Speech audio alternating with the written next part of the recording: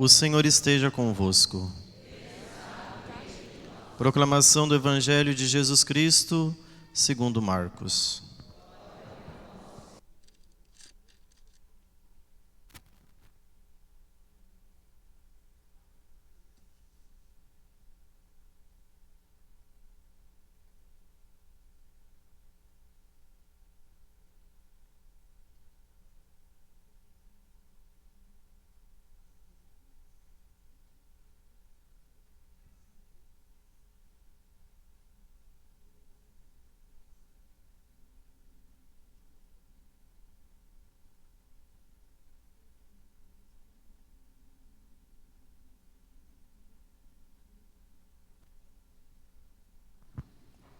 Naquele tempo, Jesus voltou para casa com os seus discípulos. E de novo se reuniu tanta gente, que eles nem sequer podiam comer. Quando souberam disso, os parentes de Jesus saíram para agarrá-lo, porque diziam que estava fora de si. Os mestres da lei, que tinham vindo de Jerusalém, diziam que ele estava possuído por Beelzebu, e que pelo príncipe dos demônios ele expulsava os demônios. Então Jesus os chamou e falou-lhes em parábolas. Como é que Satanás pode expulsar a Satanás?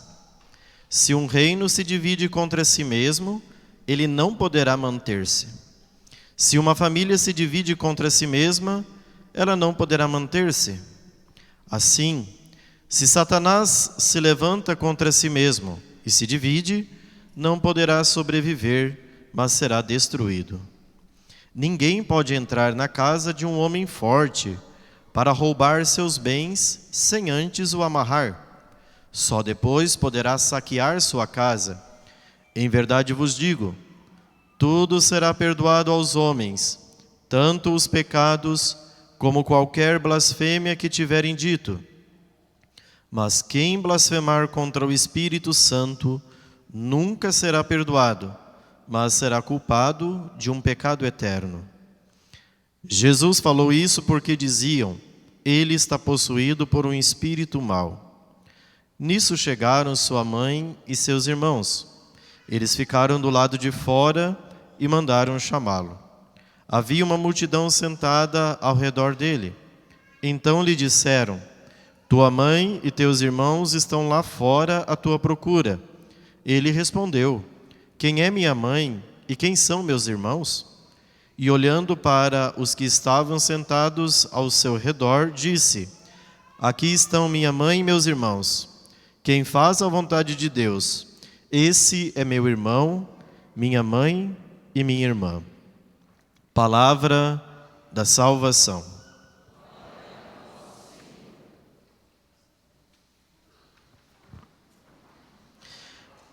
Ave Maria, cheia de graça, o Senhor é convosco. Bendita sois vós entre as mulheres, e bendito é o fruto do vosso ventre, Jesus. Santa Maria, Mãe de Deus, rogai por nós, pecadores, agora e na hora de nossa morte. Amém. Nossa Senhora, Rainha dos Anjos. Queridos irmãos, celebramos o 10º domingo do tempo comum e estamos fazendo a leitura do Evangelho de Marcos. Chegamos ao capítulo 3º do Evangelho de Marcos, quando hoje nós adentramos a passagem em que Nosso Senhor, devido ao início da sua pregação e também os milagres que estava realizando, provocava o encantamento nas pessoas. Grandes multidões se acercavam de Jesus porque gostavam de ouvi-lo e gostavam de escutar aquilo que Nosso Senhor ensinava. Mas ao mesmo tempo, como vimos no Evangelho de hoje, existiam dois grupos como que antagonistas. De um lado, nós temos os parentes de Jesus, que, como vimos no início do Evangelho, tinham um certo espanto para com Jesus, mas não era um espanto de encantamento, porque eles tinham Jesus como um louco. Do outro lado, o Evangelho nos narra que tinha o grupo dos mestres da lei, que dizia que aquilo que Jesus fazia, as obras que ele realizava, eram realizadas por Beelzebu, isto é, por um demônio. Mediante este contexto, é que Jesus conta uma parábola para falar a respeito um pouco da missão que ele veio realizar. Ele mostra claramente que se o demônio está lutando contra ele mesmo, esse reino vai se acabar, esse reino vai se destruir. Porque se Satanás se levanta contra si mesmo, e o que eles diziam é que Jesus estava realizando obras por Beelzebu, isto mostra que esse reino não terá muita prosperidade, não terá muito progresso. Mas aqui eu quero aproveitar esse texto, que nos faz um destaque interessante, para mostrar que Jesus, o Filho eterno de Deus, Pai, ele veio a esse mundo para lutar contra o demônio. E isso fica muito evidenciado, esta luta contra o demônio, a luta contra o pecado, em toda a Sagrada Escritura. Hoje vimos na primeira leitura o relato da sedução dos nossos primeiros pais. Como que o pecado entrou no mundo? O pecado entrou no mundo pela sedução. O demônio tentou os nossos primeiros pais e eles incorreram na queda. Isto é, incorreram na desobediência. O pecado, portanto, foi uma astúcia do demônio para conduzir à queda dos nossos primeiros pais. Esta luta começou lá no Éden. E essa luta vai acabar quando? No fim dos tempos. Então, enquanto nós estivermos neste mundo, nós estamos em batalha. Toda a história escriturística, isto é, toda a história da Sagrada Escritura, é uma história de batalha. É uma luta de guerra. É uma história de guerra. É luta constante. Você pega o Gênesis, começa a guerra no capítulo 3º. Depois, essa guerra se segue em Abraão, segue no livro do Êxodo, segue em todo o Antigo Testamento. Nós estamos num constante combate. Por que é importante destacar isso? Porque nós estamos numa sociedade, sobretudo a sociedade decorrente do século XVIII, século XIX e seguintes, século XIX, XX e a nossa, século XXI, onde nós notamos que o ser humano se esqueceu da sua finalidade e de que ele está num constante processo de luta. Veja, o mundo material é um mundo capaz de nos seduzir e de nos atrair muito. Tanto que, você pode ver, o mundo materialista, o mundo da ciência, da técnica, do progresso, nos faz esquecer que nós temos um arquirrival contra quem nós precisamos combater. E o nome dele é demônio, o nome dele é Satanás. Mas nós achamos que a nossa maior luta, ela é travada por luta de nações. Um país contra o outro, as guerras, as lutas, as batalhas. Mas essa não é a luta maior que nós travamos. A luta maior que nós estamos travando, e nós todos travamos nesse mundo, é contra o príncipe dos demônios, Satanás. Por que eu falo isto? Porque quando nós vemos a primeira leitura, olha o que Eva disse no versículo 13 do capítulo 3. Quando Deus vem à procura dos nossos primeiros pais e lhes pergunta, por que eles fizeram aquilo? Por que eles comeram do fruto proibido? A mulher disse, a serpente enganou-me e eu comi o fruto. Aqui está o princípio das consequências nefastas do pecado em nós. Todo pecado, toda tentação diabólica, ela é um engano. A forma pela qual o demônio tem para nos seduzir, para nos tentar, é nos enganando. Nós incorremos na queda porque caímos no engano. Só que hoje, como eu disse, nós estamos numa sociedade tão materialista e tão cega, onde a visão está totalmente obcecada e perdida nos bens, nas posses, que nós não constatamos isso e não vemos as artimanhas do inimigo para nos levar para a queda. Agora, se você não constata que você está numa batalha, que você está numa guerra contra o demônio, se você não sabe contra quem você está lutando, aí, meus irmãos, a guerra já está perdida. Nós já estamos fracassados. Jesus veio, lutou contra o demônio e nos ensinou que nós também precisamos travar esta guerra, travar esta batalha. Por quê? Porque a artimanha dele é para nos seduzir, é para nos enganar. E se nós não estamos revestidos como soldados, prontos para a guerra, nós não vamos saber contra quem estamos lutando e quais são as armas para combatermos o combate. Eu quero então mostrar alguns elementos importantes, mas algumas características de um guerreiro. Então, número 1, você precisa saber que você está em guerra. Se você não sabe, eu estou te avisando, você está numa guerra, você está numa luta. A gente reza na oração da Salve Rainha, todas as vezes. Eia, pois, advogada nossa, esses vossos olhos misericordiosos a nós volvei. Continua. Neste vale de lágrimas, eia, pois, advogada nossa. Então nós estamos numa luta. Nossa luta é espiritual. Só que como nós somos materialistas, reafirmo mais uma vez, nós não sabemos muito da vida espiritual. São Paulo fala disso na segunda leitura. Olha o que São Paulo diz. Se o nosso homem exterior vai se arruinando, o nosso homem interior, pelo contrário, vai se renovando a cada dia. Só que nós não constatamos isso. A prova de que a nossa sociedade é uma sociedade que não vê isso daqui, é que nós somos uma sociedade extremamente preocupada com a exterioridade. Nós não somos uma sociedade avantajada em procurar a vida interior. Nós somos uma sociedade avantajada em procurar as coisas externas. E quanto mais nós nos perdemos na periferia do ser, isto é, nas coisas externas, mais dificuldade nós temos de ver a vida sobrenatural.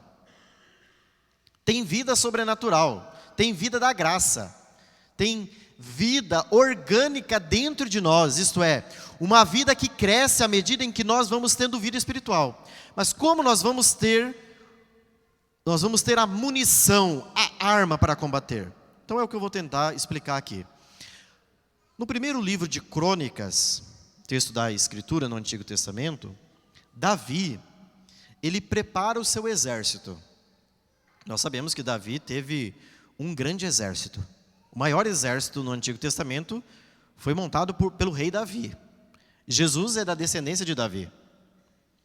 E Davi, quando ele foi armar o seu exército para lutar, ele apresentou algumas características que são importantes para um guerreiro. E aqui eu quero destacar, dentre as muitas características do capítulo 11 e 12, do primeiro livro de Crônicas, algumas que Davi destaca para um guerreiro lutar. Se você sabe que está em guerra, se você está lutando contra Satanás, então, bem-vindo ao clube, ao exército que vai lutar contra o demônio. Mas como nós vamos lutar contra o demônio? A primeira arma que Davi apresenta na luta contra o demônio é que é preciso ter espírito de sacrifício. Veja, se você vai montar um exército, as pessoas, os soldados vão ter que fazer sacrifícios. Você não vai poder ter um bando de bunda mole. Porque como que você vai para a guerra com um bando de gente frouxo? Você não vai para a guerra. É possível você ir, hoje não vou acordar cedo. Não, no exército você tem que botar o povo para acordar às 5 horas da manhã e joga água fria neles e faz esse povo levantar porque vocês vão ter que treinar. Não, hoje nós vamos levantar às 10. Não tem espírito de sacrifício. Se você quer estar preparado, você vai ter que criar soldados viris, homens, com fibra. Não um bando de bunda mole, frouxo, que não seja corajoso para enfrentar o inimigo quando o inimigo vier. E a primeira coisa então que Davi coloca é que tem que ter espírito de sacrifício. Se você quer lutar, você vai ter que fazer ascese, isto é, sacrifício. Só que hoje nós não temos uma geração que faz sacrifício na luta contra o demônio. Veja, como que nós vamos montar um exército? Primeiro, adoração ao Santíssimo Sacramento. Mas as pessoas não gostam de fazer adoração ao Santíssimo Sacramento. Ir lá, se ajoelhar e fazer um sacrifíciozinho. As pessoas não gostam de levantar cedo para rezar. As pessoas não gostam de se mortificar. Então assim, esse exército está falido. Se você faz parte desse exército que não luta espiritualmente, é falência na certa, vai perder a guerra. Aí as pessoas, padre, como que eu faço para vencer esse pecado? Comece com o espírito de sacrifício. Se você não fizer sacrifício, como que você vai lutar contra o pecado? Não tem como. Pode desistir. Pode ceder ao demônio, abraçar o capeta e ir com ele. Porque não vai ter outra alternativa. Ah, mas não tem uma mágica. Não. Se você está num exército, você precisa ter um espírito de sacrifício. Uma outra característica para o guerreiro, diz Davi, é o treinamento. Você precisa treinar. Ou seja, você vai precisar robustecer a sua alma para o combate. E todo soldado precisa ser obediente às ordens que são dadas pelo seu chefe. Então veja, como que Jesus iniciou sua missão pública? Jesus ficou 30 anos em Nazaré treinando, obediente. O Evangelho de São Lucas diz, capítulo 1, versículo 52, que Jesus era submisso a seus pais, Nossa Senhora e São José. E ficou 30 anos. Depois de 30 anos que ele foi começar a missão dele. É engraçado que hoje tem gente que se converte num dia e no outro dia já está achando que tem direito de pregar, né? Jesus ficou 30 anos em Nazaré para iniciar sua missão. E aí a pessoa já pega o microfone, aí eu já quero sair pregando. Converteu ontem, até ontem estava no puteiro. Hoje ele se converteu, não estou dizendo que as pessoas não podem se converter. Mas faça a experiência da vida na graça. Faça a experiência de ser transformado. Passe pela obediência. A obediência que vai sistematicamente modelando o coração. Eu acredito em transformações, mas o apóstolo Paulo, que era um traste, que perseguia cristãos, pega lá nos Atos dos Apóstolos, ele ficou alguns anos com Ananias e com os outros apóstolos para depois iniciar a sua pregação. Mudou de vida, Jesus foi lá, fica lá com o tempo com Ananias, depois ele subiu a Jerusalém, ficou com os apóstolos para depois iniciar a sua pregação. Os apóstolos também não iniciaram a pregação, ficaram 3 anos com Jesus, escutando nosso Senhor, sendo moldados, sendo formados. Então, a primeira coisa que a gente precisa, logo depois da nossa conversão, é aprender a escutar, é aprender a obedecer, é aprender a formar o nosso coração, a forjar o nosso coração. Isto é, treinamento, é obediência. Mas aí, por que as igrejas protestantes elas vão se difundindo? As igrejas protestantes elas vão se difundindo porque eles não aceitam hierarquia. Ou seja, não aceitam obediência. Um pastor discorda de outro pastor, então eu fundo a minha igreja. Onde não tem hierarquia, vira uma algazarra. Uma sociedade que não tem hierarquia, vira uma algazarra, vira uma desordem.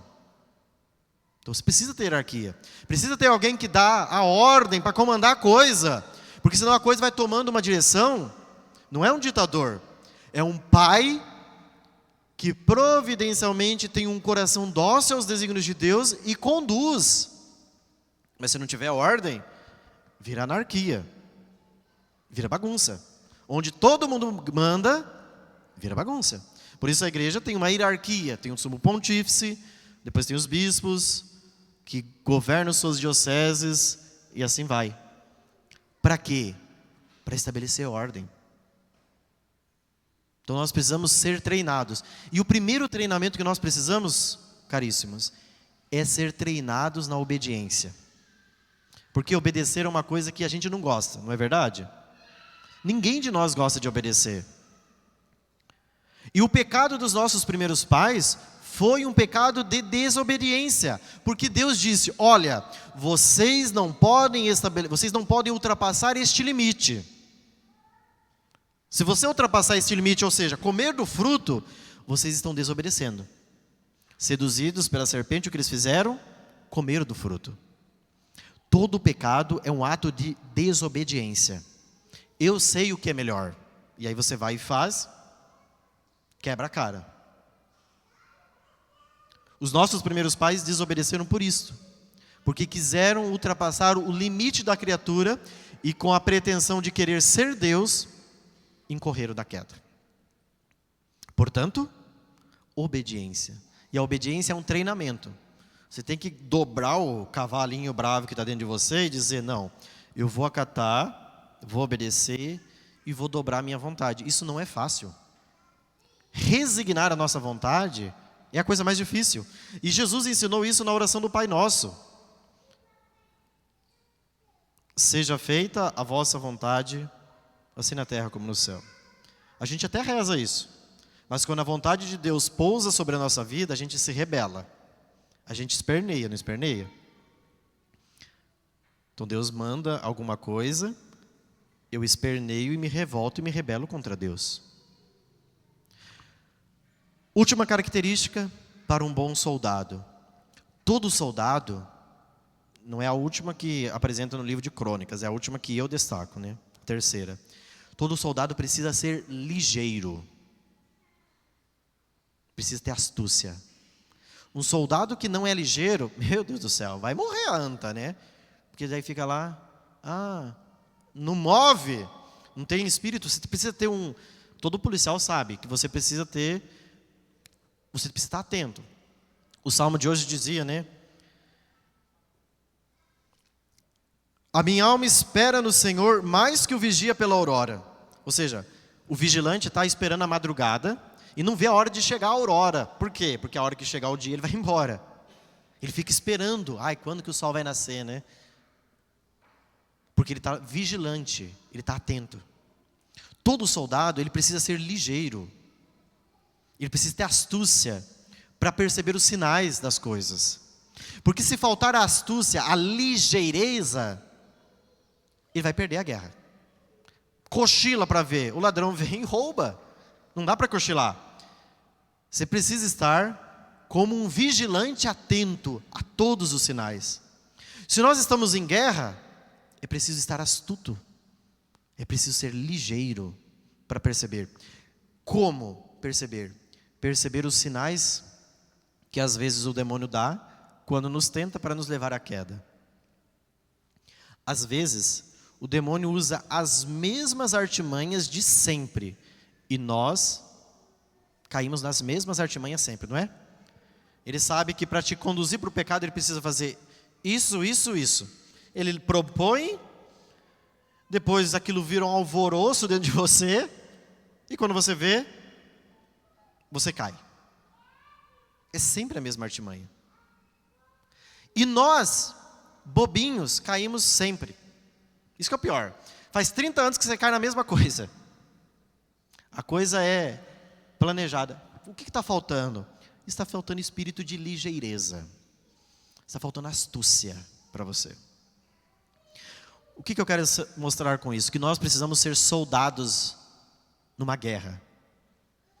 Você precisa ter uma alma treinada, uma alma modelada para você lutar.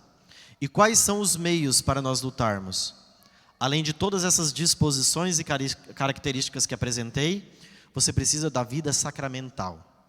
Não existe outro meio de alimentarmos o soldado que existe dentro de nós, se não for pela vida da graça. E a vida da graça você adquire com os sacramentos. Sobretudo 2 sacramentos que nós recebemos ao longo da nossa vida. Quais são eles? Confissão e comunhão. Você precisa se confessar e comungar. Confessar e comungar. Confessar e comungar. Sem esses sacramentos, você nunca vai ser um bom soldado. Por quê? O que a confissão faz? A confissão infunde em você a graça. E a Eucaristia nutre a graça, porque o sacramento da Eucaristia é um sacramento de nutrição.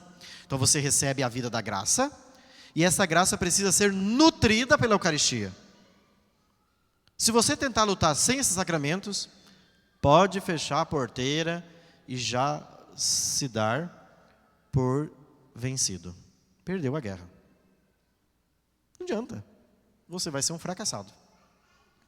Se Jesus instituiu os meios ordinários para a gente lutar, então vamos lutar com a graça. Confissão e comunhão. Só que o demônio é sábio e astuto. A primeira coisa que o demônio coloca na nossa cabeça é o seguinte: confissão não, comunhão sim. Ou seja, vida da graça não, mas comunhão sim. E aí as nossas ideias são mais ou menos assim: não precisa também confessar tanto, a gente comunga. Não, vamos lá, eu vou ensinar uma coisa para vocês. E vocês vão olhar para a vida biológica, para a vida prática, e é assim. Quando você comete um pecado mortal, o que você faz? Você destruiu o seu organismo interior. Você destruiu, está destruído. É como você sofreu um acidente. Quando você sofre um acidente, você está com o seu organismo físico machucado, destruído. O que você precisa fazer? Você precisa ir para o hospital, restabelecer o seu organismo, e assim, quando você estiver restabelecido, você volta à vida habitual. Quando você cometeu um pecado mortal, você destruiu o seu organismo da graça. Paf! Então você vai para uma UTI, certo?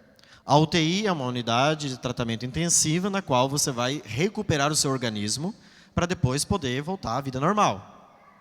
Certo? Mas vamos supor que você está na UTI, porque você sofreu um acidente. E aí o pessoal que está servindo a comida na UTI chega para você lá, você está ainda consciente, com os olhos abertos, mas está totalmente destruído, e o pessoal diz: olha, hoje o almoço é feijoada. Serve-se feijoada numa UTI para alguém?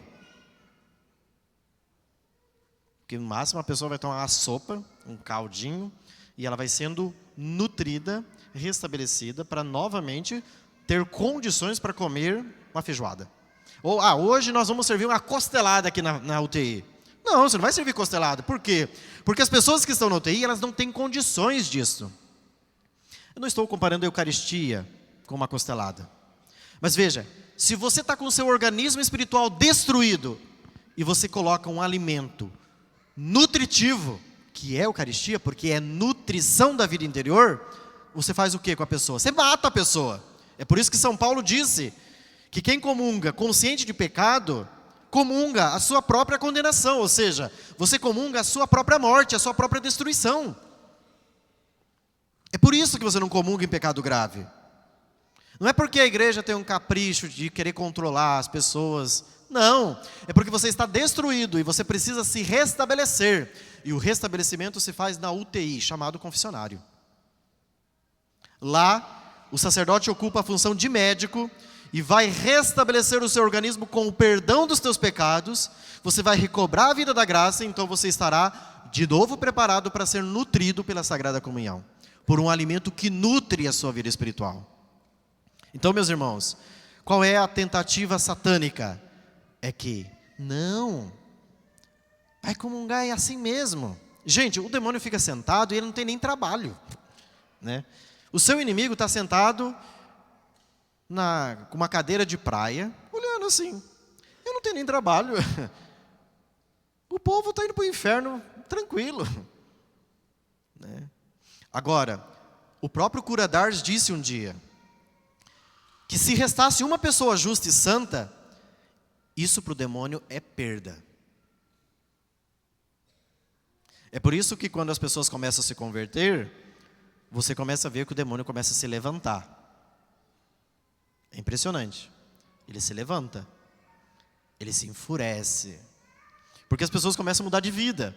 E aí, o demônio sabe o perigo de uma alma justa. Ou seja, de uma alma santa. Ele sabe que o império dele perde. Mas enquanto o império dele está todo mundo indo para a ruína, de boa, na lagoa, né? Ele não tem trabalho. Então vamos dar trabalho para esse encardido, para esse nojento chamado demônio. Vamos nos levantar e vamos ser uma geração que busca a santidade. Uma geração que busca a união com Deus. E para isso a gente precisa, meus irmãos, buscar a vida interior. Aquilo que São Paulo diz. Enquanto o homem exterior vai se arruinando, o homem interior vai crescendo. Vamos fazer com que o homem interior cresça e deixe o homem exterior perecer. Deixa que ele vai se arruinando, porque o homem exterior vai passar, mas o homem interior, este não passará.